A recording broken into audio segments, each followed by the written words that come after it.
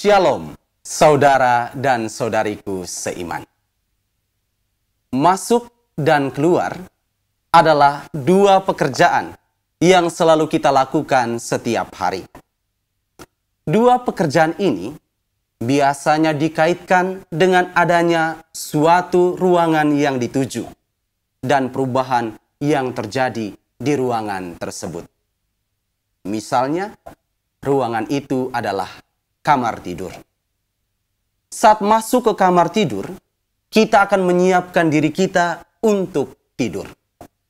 Kita berganti pakaian, membersihkan diri, lalu tidur. Sesudah bangun dari tidur dan kita hendak keluar dari kamar tidur, kita juga biasanya akan menyiapkan diri kita lagi.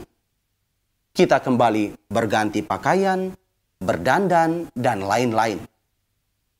Jadi, masuk dan keluar hampir pasti selalu disertai dengan munculnya perubahan. Entah itu dalam skala besar atau kecil, dan kondisi terlihat atau tidak terlihat sama sekali. Saudara dan saudariku seiman, perikop Injil Markus bab 7 ayat 14 sampai dengan ayat 23 yang ditawarkan kepada kita untuk direfleksikan pada hari ini juga membicarakan masuk dan keluar dengan pusat perhatiannya pada hal kenajisan. Perikop ini masih berada dalam kerangka besar pengajaran Yesus tentang perintah Allah dan adat istiadat Yahudi. Dikisahkan bahwa Yesus mengajar banyak orang dengan penekanan pada tidak ada sesuatu pun yang berasal dari luar dan masuk ke dalam diri seseorang lalu menajiskan orang tersebut. Tetapi segala yang keluar dari dirinya lah yang menajiskannya. Apa maksudnya? Menurut pandangan Yesus, faktor penentu kenajisan yang direkatkan pada diri seseorang bukan berasal dari sesuatu yang bersifat eksternal, sebagaimana yang diyakini oleh adat istiadat bangsa Yahudi. Kenajisan sering dikaitkan dengan makanan yang dikonsumsi atau penyakit yang diderita.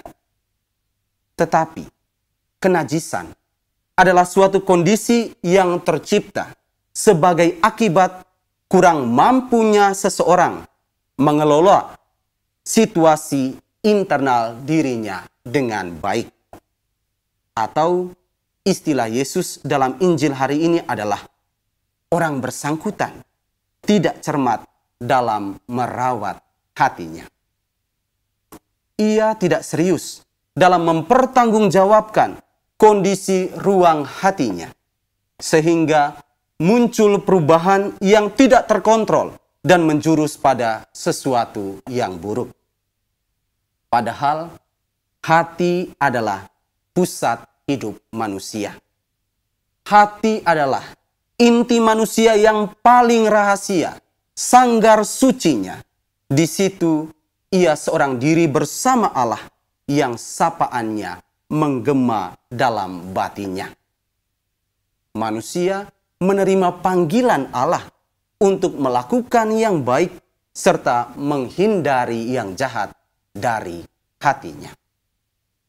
Maka kenajisan yang dimaksudkan oleh Yesus sebenarnya terjadi karena suara hati tidak didengarkan dengan baik. Suara hati dibiarkan bergema tanpa ada tanggapan yang positif atasnya. Alhasil, sikap acuh tak acuh di dalam diri ini melahirkan perbuatan-perbuatan jahat yang ditampilkan keluar. Banyak orang yang menderita karena menjadi korban dari kelalaian kita mendengarkan suara hati. Situasi semacam ini persis seperti arti dari sebuah peribahasa. Seseorang makan cempedak, semua kena getahnya. Seseorang saja yang berbuat salah, semua orang yang terkena imbasnya. Karena itu, Yesus lebih menghendaki agar sesuatu yang keluar dari dalam dirilah yang wajib dikontrol. Ruang hati setiap orang harus selalu bersih demi kebaikan hidup orang banyak. Maka dari itu, saudara dan saudariku seiman, untuk menghindarkan hati kita dari cap sumber kenajisan, kita tentu perlu membuat sesuatu. Hal utama yang harus kita lakukan adalah mohon bantuan Tuhan sendiri.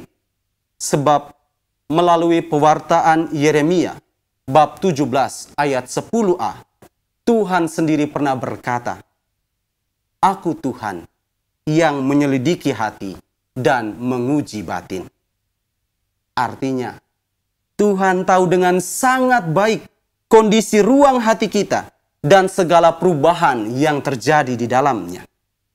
Dengan demikian, kita perlu selalu datang kepada Tuhan dan berharap akan tuntunan Roh Kudus, supaya segala pertimbangan yang akan kita ambil untuk menampilkan suatu tindakan keluar benar-benar tidak merugikan sesama. Cara kita datang dan memohon bantuan Tuhan ini tentu saja dapat terlaksana di dalam doa. Doa menjadi suatu ungkapan pemurnian hati. Sebab saat kita berdoa, kita sebenarnya mempersembahkan hati kita sendiri kepada Tuhan. Kita rela keberadaan kita diambil alih oleh Tuhan, termasuk di dalamnya semua keinginan pribadi. Kita percaya bahwa Tuhan akan menyeleksi semua keinginan pribadi kita dan meninggalkan cuma yang terbaik saja untuk kita wujud nyatakan.